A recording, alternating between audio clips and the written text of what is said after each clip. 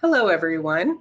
My name is Dawn Tinnell. I am a senior reference archivist here at the Library of Virginia, and I'd like to welcome you to Find Your Family History Part 1. With the recent cancellation of this spring's beginner and intermediate genealogy workshops, the Library of Virginia has decided to offer a 3-part webinar series to help you trace your roots. 2 other presentations will be available in the following weeks. At the end of this presentation, there will be a live question and answer session hosted by staff members on the Library of Virginia's Finding Your Roots Facebook group page. I will also provide the contact information for the Library of Virginia reference staff if you have a question about the Library of Virginia collections.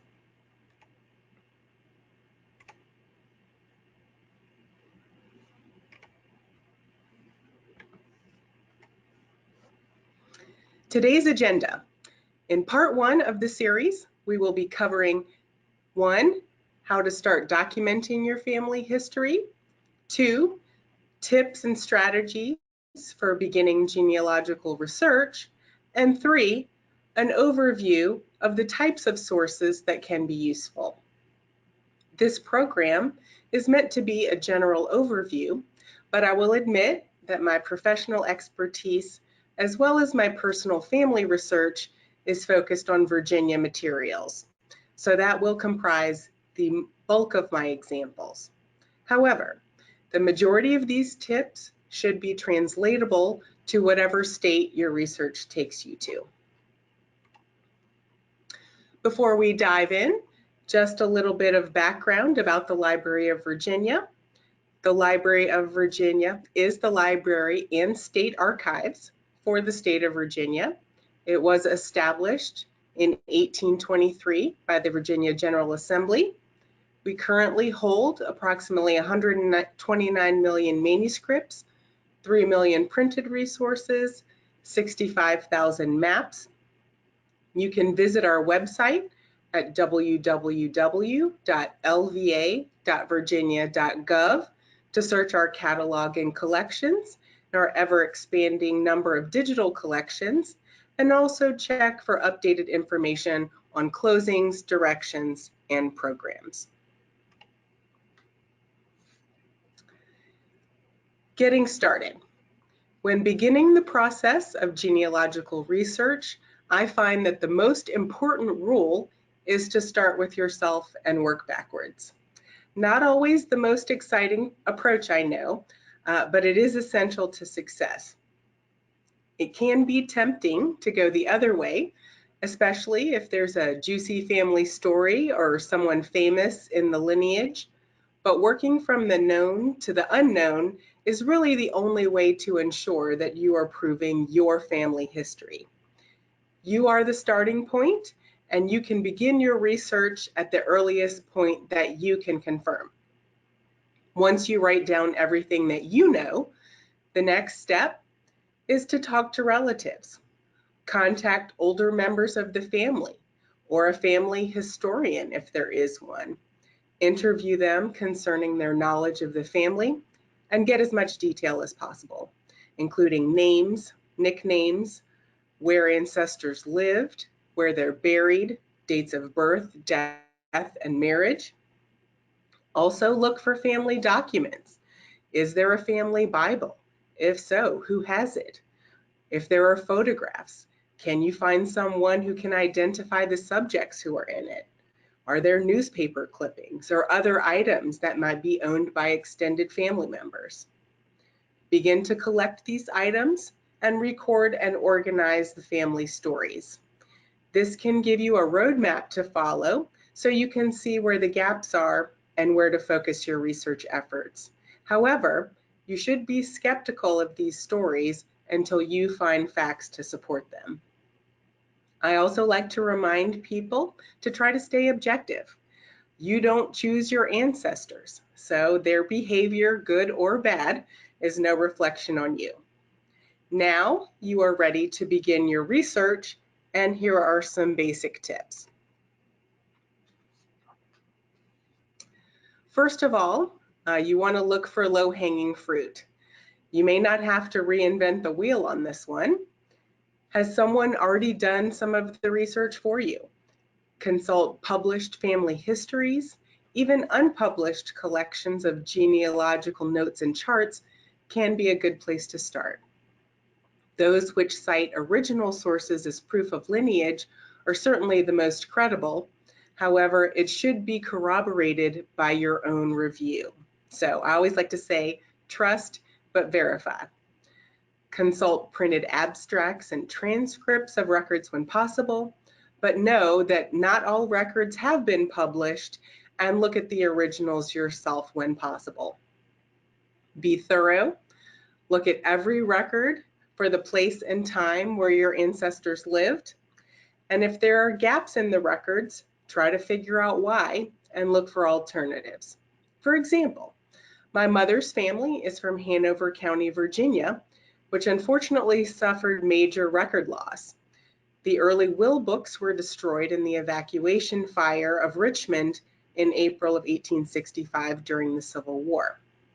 But a family dispute over an estate of an ancestor ended up in court, and his will was entered as an exhibit in the court case, which did survive. So this is at least one instance where a family suing each other actually turned out to be a good thing.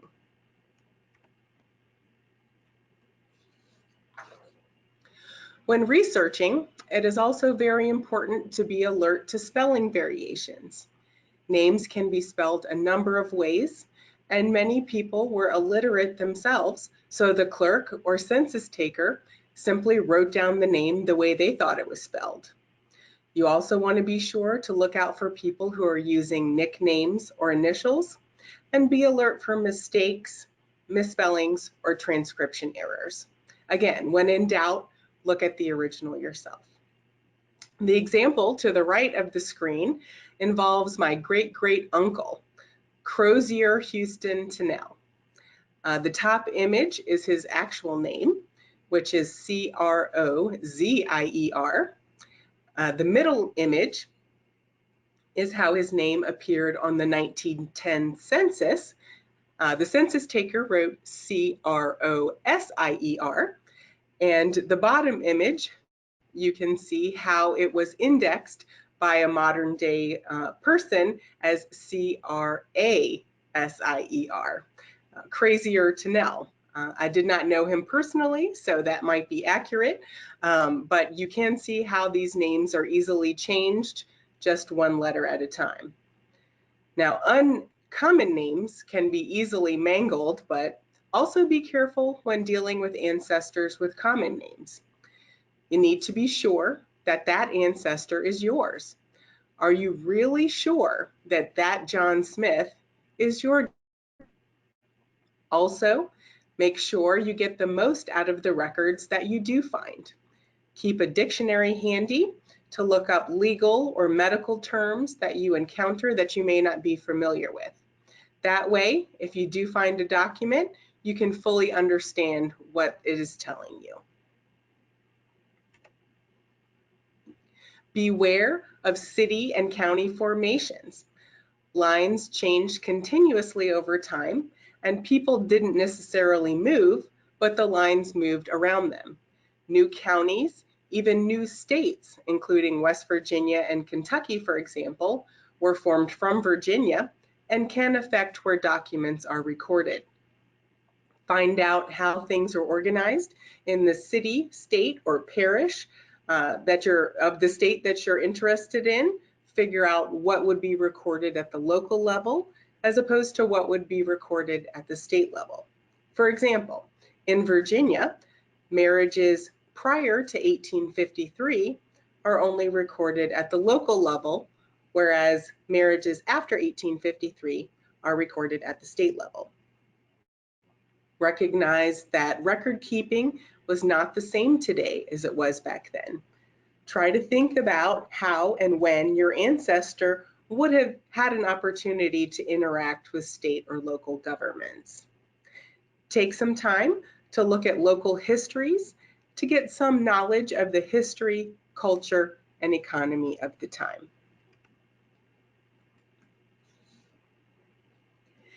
If you find relevant records, and I hope that you do, always copy them in some form. If you copy pages out of a book, always copy the title page for reference later. You want to make sure that you label the source of information so that others may follow your trail or so that you can retrace your steps later. Many times I have helped a patron with a Xerox copy from research that they did years before, and they have no idea where it came from. So do yourself a favor and leave yourself some breadcrumbs. Keep careful notes of what you've searched, what sources you've explored, even if you didn't find anything. Research is often done in spurts where you have to pick it up and put it down. So again, leave yourself some notes so if you come back to it, you don't forget what you've already done and have to repeat those steps again. Use the internet as a tool for genealogical research, but understand that not everything has been digitized, and some of the information can be unsubstantiated or incorrect. Cast a wide net. Don't be afraid to broaden your search if you don't find records where you thought that they should be. Collections can end up anywhere. For example, on the right-hand side of the screen is my grandparents' marriage license. My mother's family is from Virginia, several generations back, but when I was doing my own family research, I could not find a record of my grandparents being married in Virginia.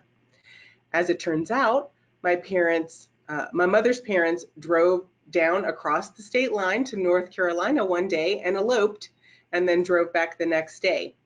I didn't learn this until I started asking family members questions. So this image here on the right is my Virginia grandparents' North Carolina marriage license. Also, it is very important to keep checking back periodically. No institution's or websites collections are static. New materials are being donated and processed all the time. Not if, but when you get stuck, because you will at some point. If you hit a dead end in your direct line, don't neglect siblings. Tracing records of collateral ancestors and descendants can be very helpful. Also, research widows and second marriages. Keep an eye out for naming patterns within families and for surnames as middle names. These can often help you make some family connections. If all else fails, research everyone with that surname in a particular area. Check out research guides on a particular topic or type of record and see how the records are arranged and what information you might glean from them. If you're interested, the Library of Virginia has many of these research guides available on our website. Please do not be afraid to ask for help. If you need help with technology or indexes or particularly old handwriting, which can be very difficult sometimes, ask questions, talk to staff members and other researchers who might be researching the same family or area. Let them know what you're working on because you never know who might be able to help you. Check out blogs or message boards for clues, and certainly these days a lot of people are also using DNA to make some connections. Just a few things to remember when you're getting started on this endeavor. The first thing that I would like to stress is to be patient. Genealogical research is a step-by-step process and it takes time. Don't expect to accomplish all of this in one afternoon. Go into this knowing that depending on your goals, you are embarking on a project that might never be completely finished. If you just think to yourself that you want to go back 10 generations, which doesn't seem like a whole lot, that will comprise over 1,000 ancestors. So don't be too hard on yourself and understand that it might take time to acquire the research skills necessary. Each repository is different in terms of their collections, policies, and catalogs. Temper your expectations and make sure you don't give up too quickly. Many researchers get frustrated and leave when they can't find what they want easily. Ask for help if you need it. And although there could be many twists, turns, and roadblocks, try to enjoy the journey. Now, we are going to switch and talk about some of the best sources to use for genealogical research. And there are two main types. The first to start off with is, of course, published sources. These can be a good place to start if you don't have any specific records identified. Many people prefer starting with the books because they are easy to use and they are often indexed by name. Published family histories can be helpful. Maybe someone's already done some of the work for you, and they can certainly come in handy when families have moved large distances, for example, state to state or country to country. Local histories can also be helpful if you know where your ancestors lived. They can give you some history of the settlement of that area, important historical events that might have taken place, and prominent families in the area.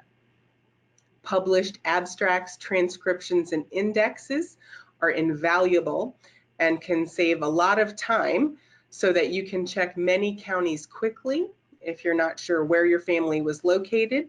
And for example, here at the Library of Virginia, our local history and genealogy room is dedicated to these indexes, and your library may have some as well. These can certainly include local county records, church records, military records, census indexes as well. And don't forget about newspapers either. Those can be important in terms of tracking down marriage notices and obituaries.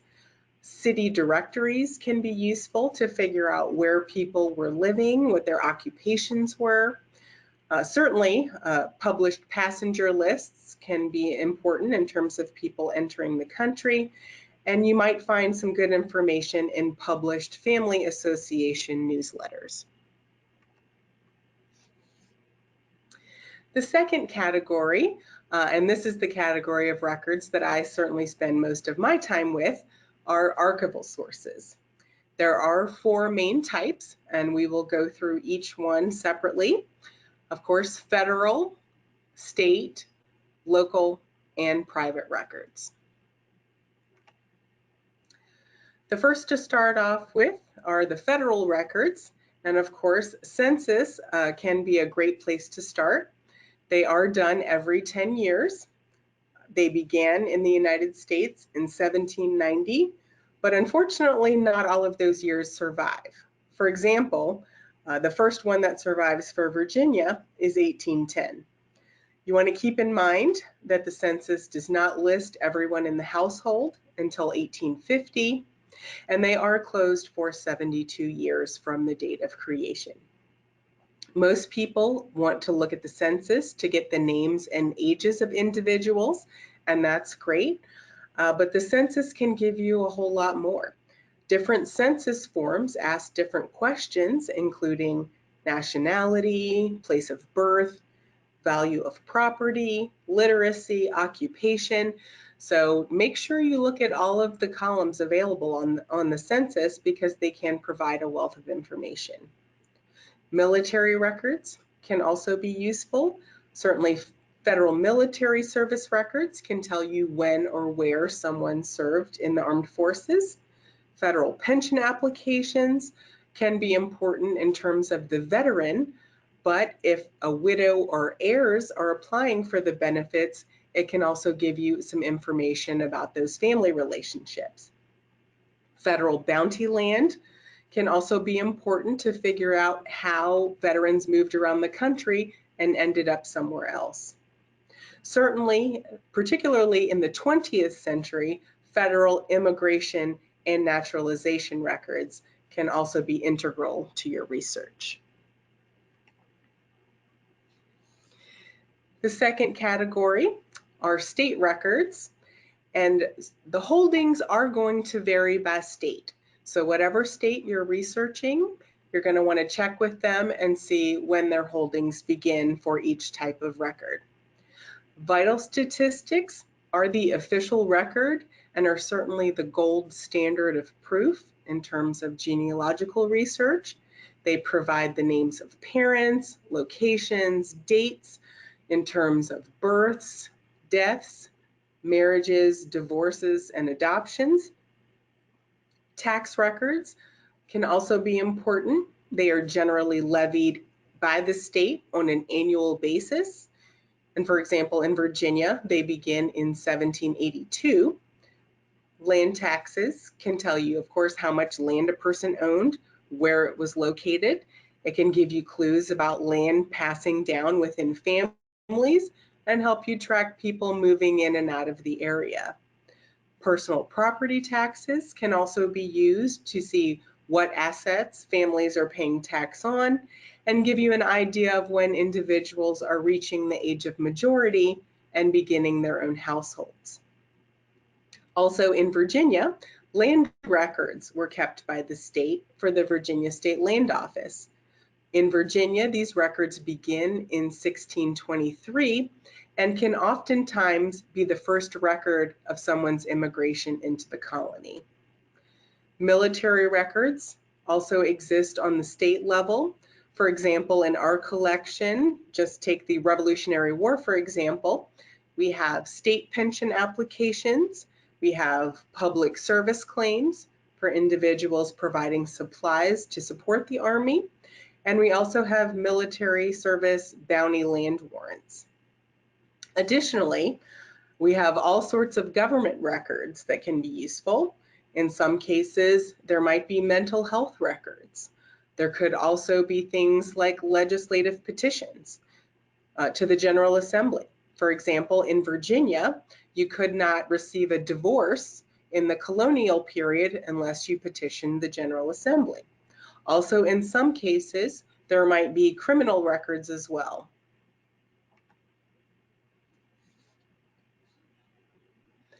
Next up is local records, and the bulk of the research is probably going to be done in this series of records. Individuals generally have the most interaction with their local courts, starting with probate records, which are associated with the settling of an estate. So for example, wills and inventories, fiduciary records and accounts will show how estates are being settled, how property is being divided, and may provide the names of heirs and widows, including married daughters, which sometimes is difficult to find. Bonds can be important either for executors of the estate or guardians for minor children. Land records, including deeds, plats, and surveys, can show land passing back and forth. Descriptions of the properties can also tell you who the neighbors are and give some clues to the intermarriage between families. Many people don't consider court records, but those can actually be very useful in terms of doing genealogical research. Minute books and order books are essentially a docket of what's going on in court that day, but they can include many things, including early naturalization records. Loose papers, which are essentially the case files of the actual court cases, can also be very important, either in criminal cases or in cases of equity. Again, these can be disputes over debts or disputes over the settling of an estate. Tithables are essentially another name for early poll taxes, which can be useful, and certainly marriage records of all types, including bonds and consents for those under age, ministers' returns, and registers. The last category of records in the archival section that we're going to talk about today encompass a wide variety of records. So certainly church records, minutes and vestry books include church business. Registers might include baptism, marriage, and burial records. Bible records are hugely important prior to the start of vital statistics records. Also, another example from my own personal research is on the right hand of the screen. This is a family Bible that came down through the family to my father, And if you will notice on the left-hand side in blue ink, you will see Crozier Houston Tinnell makes another appearance. Genealogical collections donated by other researchers can also be helpful in terms of notes, charts, and family files. Cemetery records can be used in terms of interment cards, plot maps. Is there a family plot in the cemetery that could help you draw some conclusions about family relationships? Is there any information off of tombstone inscriptions? Business records might include things like funeral homes or insurance companies, and certainly organizational records, particularly if you can find the records of lineage societies, can be very helpful if you can find applications of individuals who are part of your family line. Certainly, if you happen to run across a collection of personal papers that has to do with the family that you're researching, this can be invaluable in terms of diaries, correspondence, ephemera, and other items. As we all know, African American research can provide some unique challenges, especially prior to 1870.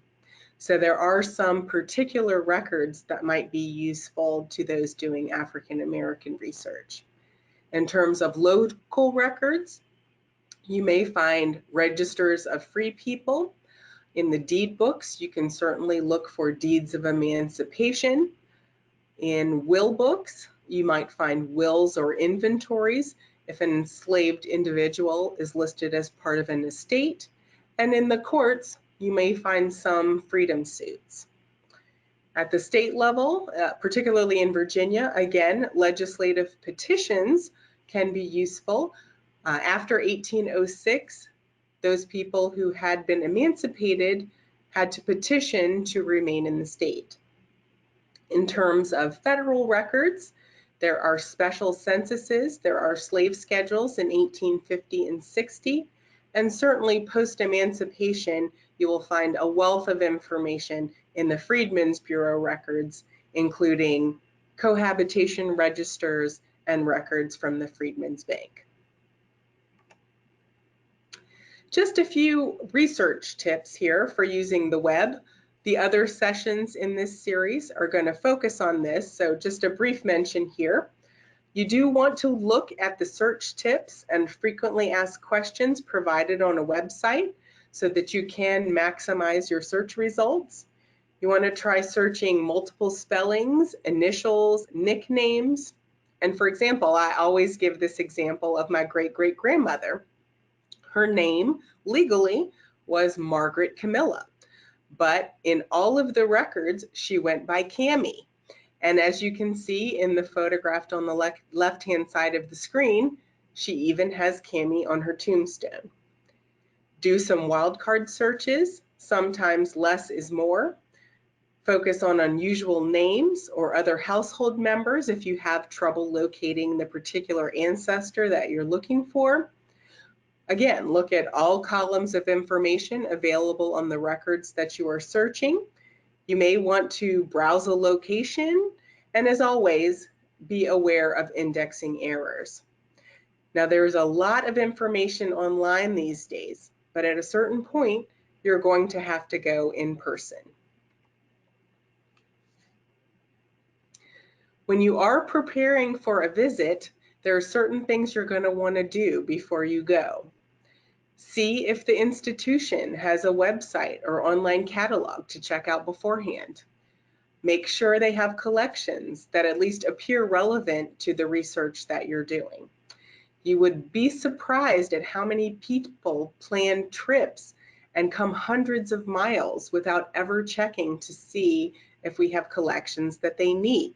So please check out the website or pick up the phone and give the research institution a call. Check ahead for hours, closings, parking restrictions. Are there things that you can and cannot bring? Do you need an appointment? Each institution has different policies. Make sure you bring your notes. I cannot stress this enough. Again, many people show up and they've left all of the research that they've already done at home. Make sure that you have a priority list and plan of attack. You don't want to spend valuable research time trying to figure out what you're looking for. Be focused. How much time do you have, and what can you reasonably expect to accomplish? Also, see what might be available through interlibrary loan that you can borrow later, so that you focus on the items that you can only research in person. Also, ask the staff for advice. Once you start your research and start collecting documents, of course, you're going to have to start organizing it. You're going to want to consolidate information from different sources, and when you do this, it might help you put some things together and start making some connections. When you do find things, organize it so it's easy for you to access later. This can be done through family tree charts, the good old-fashioned photocopies and file folders, computer programs, website tree builders.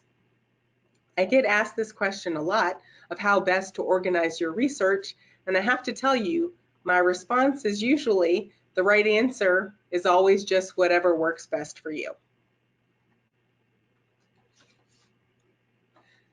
Just a quick research recap. You want to remember to start with yourself and work backwards, systematically, generation by generation. Gather family data and documents. Figure out what records exist, where to find them, and what information they might provide. Be patient, be thorough, cite, file, and organize your research. Check back periodically. Don't be afraid to ask for help. That is what we are there for. And also, again, try to enjoy the journey and have fun with it. As I mentioned at the beginning, this is the first part of a 3-part webinar series. The next 2 in the series will be the second on April 24th. My fellow reference archivist, Nathan Varilla, will demonstrate genealogical databases and other relevant websites, both free and subscription, for genealogical research. Then on May 8th, community outreach specialist Ashley Ramey will explore the Library of Virginia's website, including catalog and digital collections, to help you get started with your Virginia-based genealogical research. We encourage you to check our website and social media platforms for information on additional programming, and we certainly look forward to seeing you here at the library when we reopen. As promised, this is a list of the contact information for the reference departments here at the Library of Virginia. If you have questions later concerning the Library of Virginia collections, either archival or published sources, please feel free to give us a call or drop us an email. I also mentioned at the beginning of the presentation that this will be followed up with a live question and answer session hosted by the Library of Virginia staff members on the library's Finding Your Virginia Roots Facebook group page. Posts and comments on this page for genealogical research questions will be answered for 2 hours after the webinar ends, between 11 and 1 Eastern Standard Time on April 10th. If you're not already a member, please feel free to join our Facebook group at any time.